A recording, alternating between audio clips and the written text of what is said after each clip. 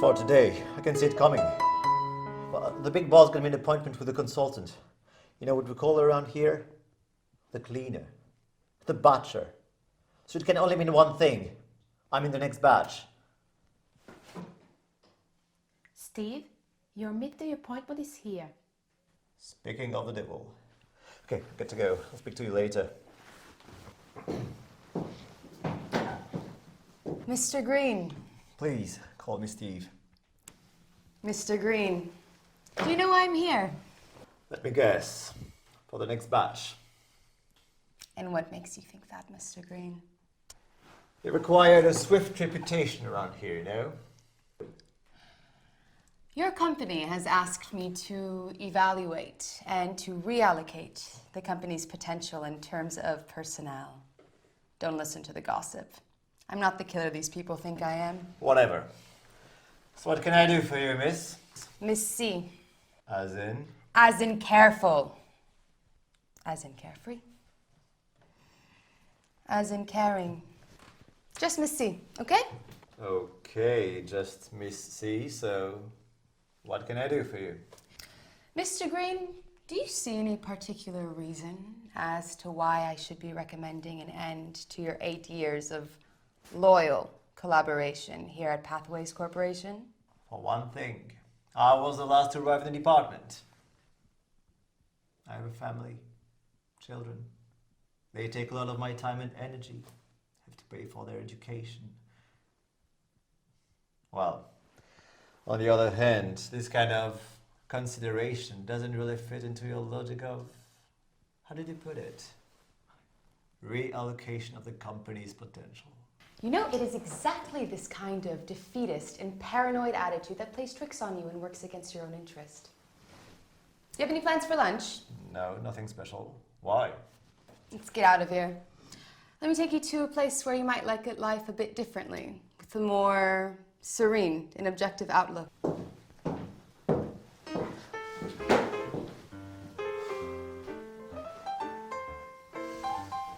Missy, what a surprise. Oh, it's been a long time. Yes, it has. Good to see you.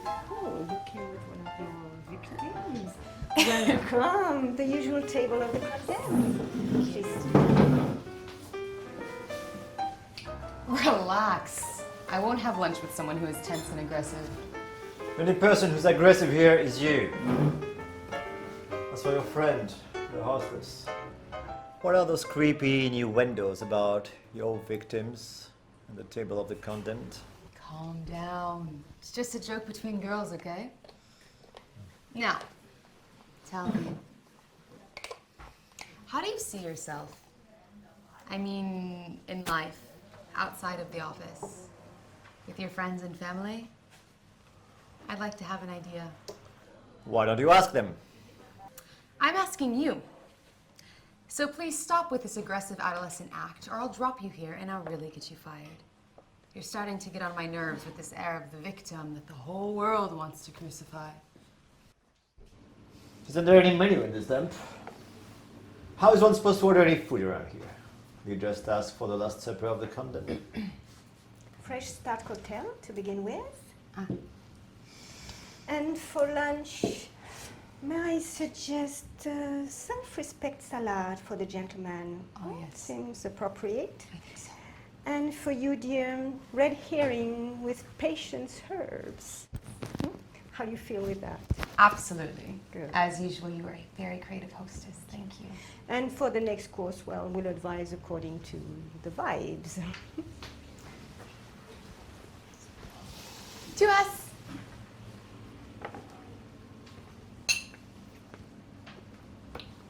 Tell me something funny about yourself. Something funny.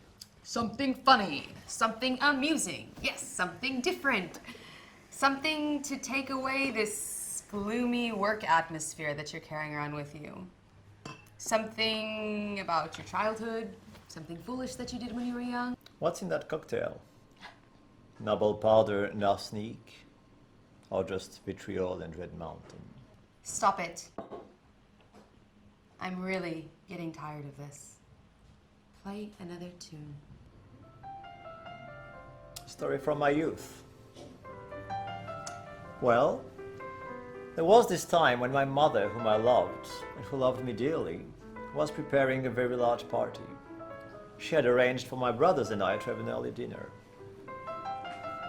While she was in a last-minute rush before the guests were to arrive, I came down in my pajamas and was tugging at her evening dress to ask her to come and hug me good night. She was so stressed that she pushed me away, saying that she didn't have time. Her reaction shocked me and hurt me so much that I went back upstairs without a word and sneaked underneath a very large old Norman armoire. I can still remember the layers of dust I lived with for 24 hours. I stayed under that cupboard all night and all the following day with my thumb in my mouth.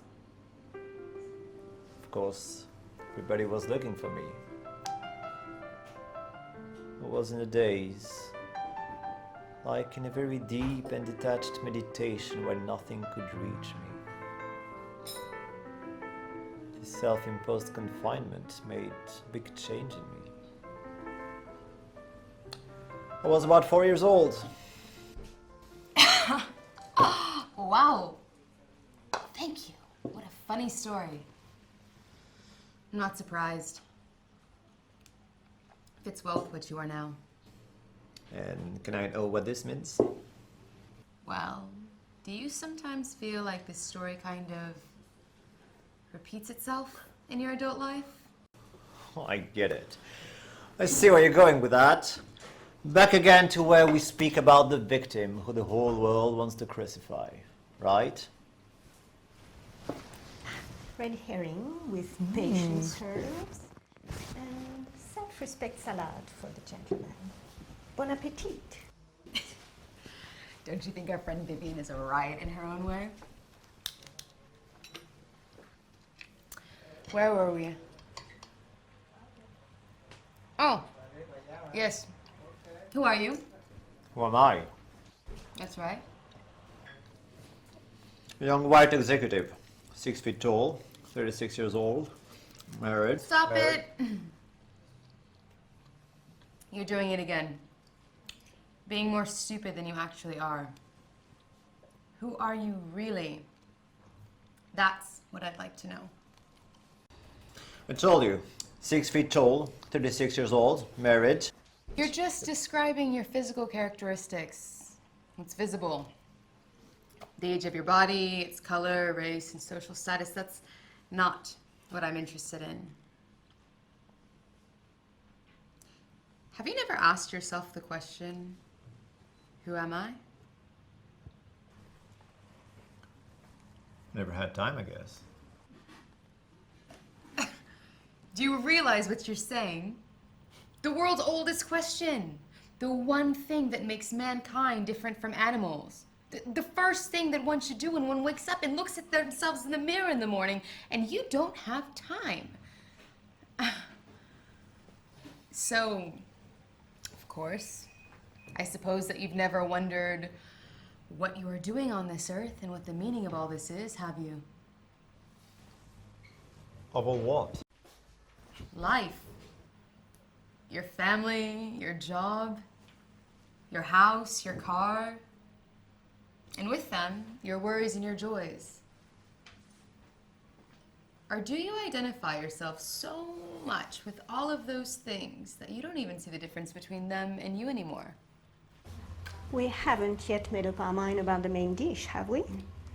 So in the meantime, I suggest a little brandy, very nice, made of salt consciousness, and a little drop of lucidity serum.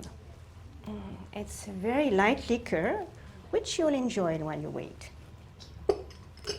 Tibetan sadhus usually recommend it for its meditative qualities. Drink. You'll need it. What do you want from me exactly? You are here to fire me. Sorry, to evaluate me. In order to decide at which sauce you're going to serve me, raw or cooked, according to your taste. And here we are talking philosophy and stuff. You're really slow, aren't you? Don't you know who I am? And why we are here together? Do you want to go on battling against the storm? Don't you want to wake up to yourself? To get out of your own limitations? It won't hurt, huh? Quite the opposite. So, what you're trying to tell me, if I've got it right, is that it wouldn't hurt to stop wearing blinkers, to step back and see the forest behind the trees. That's about right. Sure. Like that your task will become easier when it comes to giving me the bad news. Very convenient. I've not yet decided anything as far as you're concerned. That's entirely up to you. As a matter of fact, the less attached you are about it, the better. So what are you saying? That I'm not Steve Green? That I'm not 36? That I'm not a young white executive? That's right. Surprise? You are none of those things. Stop thinking that this is what you are. That's the first step. Get out of this jail that you've locked yourself in. Okay. But so then, who am I? The one who makes it all work. Like a driver in his car, if you like. Does it have a name? Energy. Pure energy. So you and I, that's what we are. Pure energy. That's right. Call it a soul or point of light. Same thing. A tiny point of light to drive this big body and this complicated brain. Why not? Interesting viewpoint. Then what? Don't you see? It changes everything. You are a soul. You have a body. You are not white or black, male or female, tall, young, or rich. Energy is eternal. It never dies. So, next step, if I follow you, I'm immortal. That's what you're implying, aren't you? Of course you're immortal. We all are. That's why you don't have to fear dying anymore. Nor do you have to fear losing your petty job. Every one of us, at one point or another, will shed this bodily envelope, whether it is through old age, disease, or accident. Okay, but again, then what? Then we take another one. Another what? Another one of these delicious cocktails. Another body, of course. Wait a minute, are you into all this business of reincarnation and rebirth? I am not into anything. We are energy. This energy lives in the body for a while, has its fun, pain, and all of those things, and then leaves this body and moves on to take another one. Okay, but again, what's the point? Exactly my question to you. What do you think the point is? Have you never asked yourself this question? Fricassee of soul in a Renaissance sauce served on a bed of immortality. Thank you. Can I take this? Worth savoring it in silence while demystifying preconceived notions. Oh, poor Mr. 36-year-old, 6 feet tall white executive. You're completely lost, aren't you? Do you play this game with all your victims? No. Only the ones who are with it. And what makes you think that I am? Your illusions. It's 2 o'clock. Your boss is waiting for me. I gotta go. Thank you.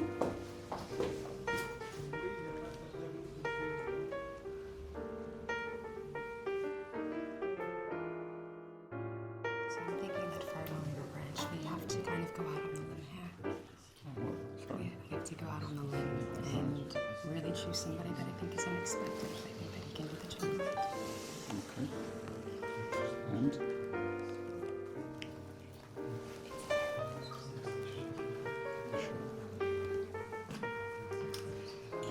So, Mr. 6 feet tall waiting to be laid off. Still employed? Surprise.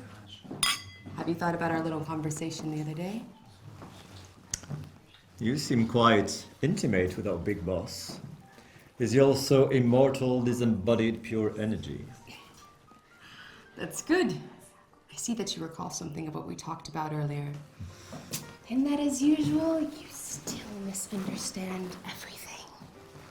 Good. It'll make my decision a little bit easier. And you continue to speak in riddles. That's true. I do like to cover my tracks, have you noticed? A little, yes. Besides, you didn't tell me everything, did you? If what you said is true, there's got to be something else. It cannot end there, I mean.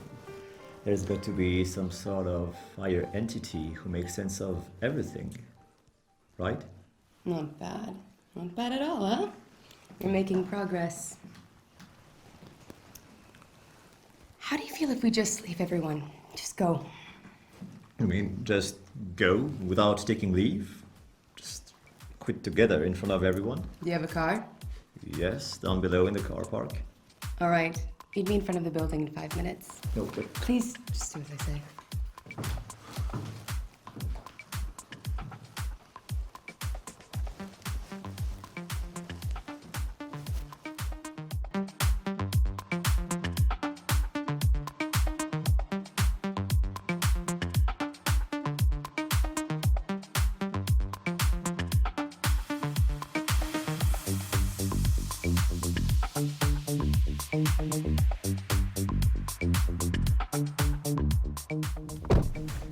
Where are you taking me? You'll see. Not one of those strange places, I bet. Yep, and you ain't seen nothing yet, mister. Now shut up and let me concentrate so that I can signal to them through the power of my thoughts that we'll be arriving soon. I said lie down! Hi.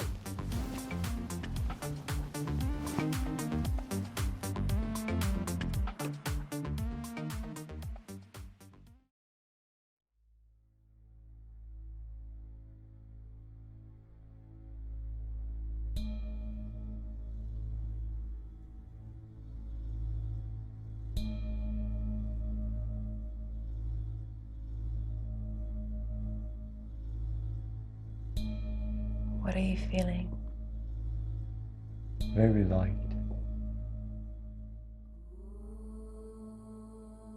A lot of light.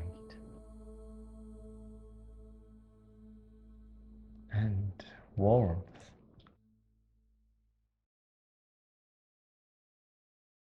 A lot of respect too.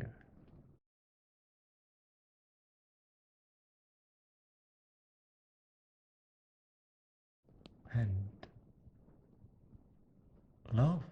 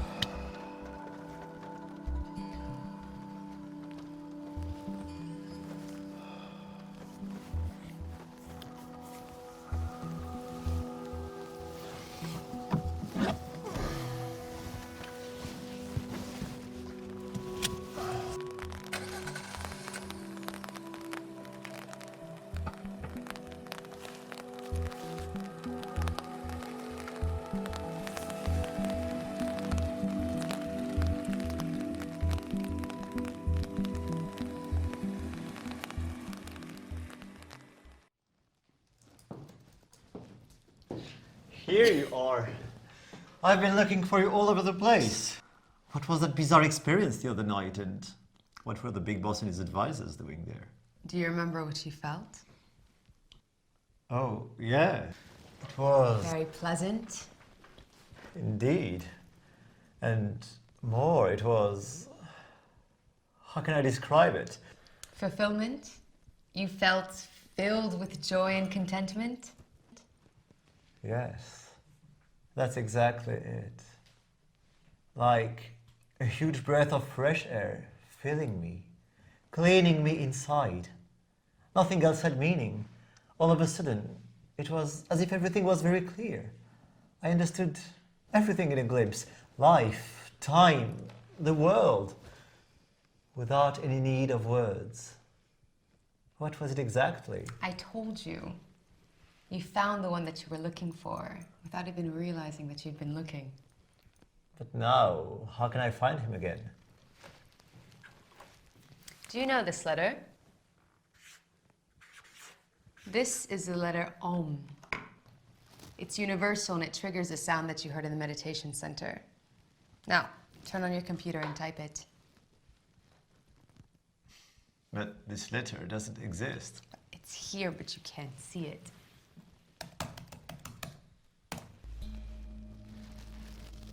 Close your eyes.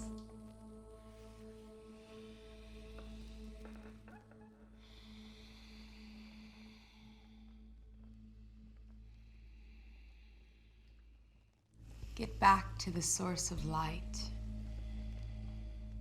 It's inside you. Let it resonate in you. Let it guide you.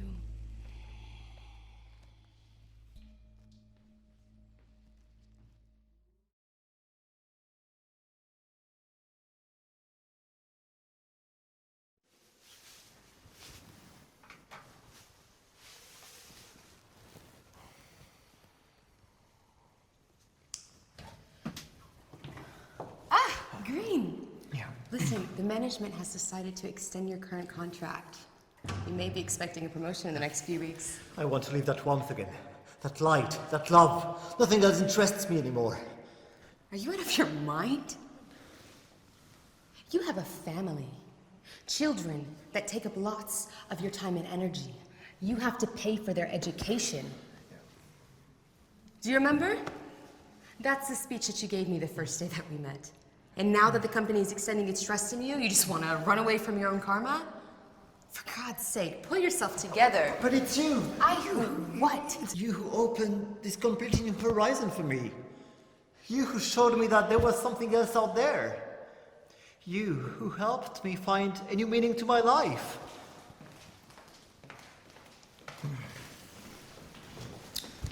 And that's how you thank me? Huh? Just trying to blow it all off? No. You really don't get it, do you? Listen, one cannot escape one's own karma, but one can alter its personal consequences, the way those same situations affect us. Look at you. 1 week ago, you were desperate to keep your job, and today you just ignore it. Try to reconcile those two realities. That's what life is all about, my dear. No, wait. Listen, where can I attract attention? Tonight, meet me at the conference room, 10 p.m., not before.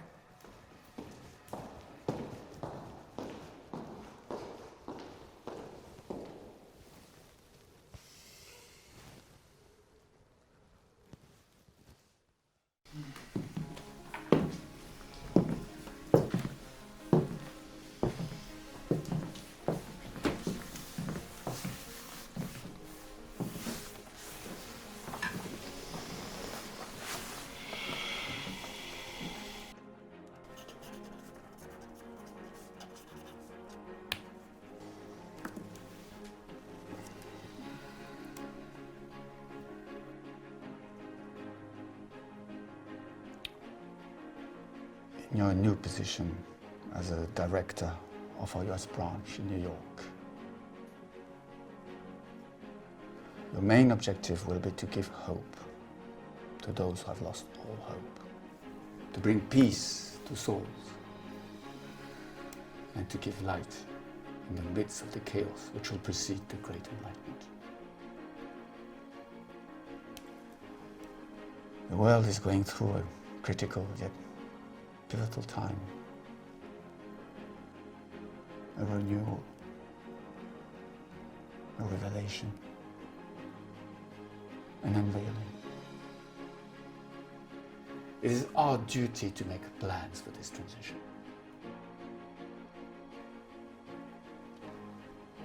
Miss Corona's mission was not to destroy your life or to make it miserable.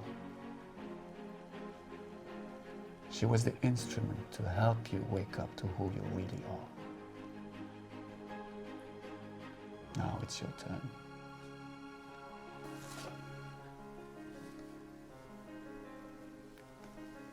Always remain aware of yourself as pure energy. Keep your mind focused towards the source of the light. And open the eyes of those who crave to have a glimpse at the source and to see themselves for who they really are.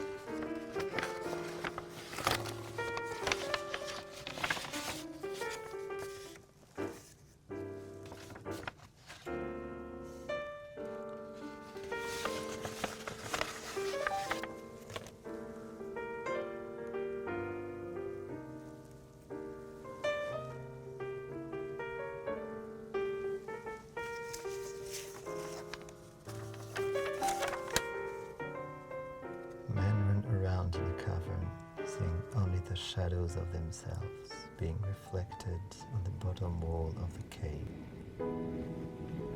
The sage is the one who understands that what he sees is only a pale reflection of light. He finds the way towards truth and gets out of the cave. He then contemplates pure light and decides to come back into the cave in order to show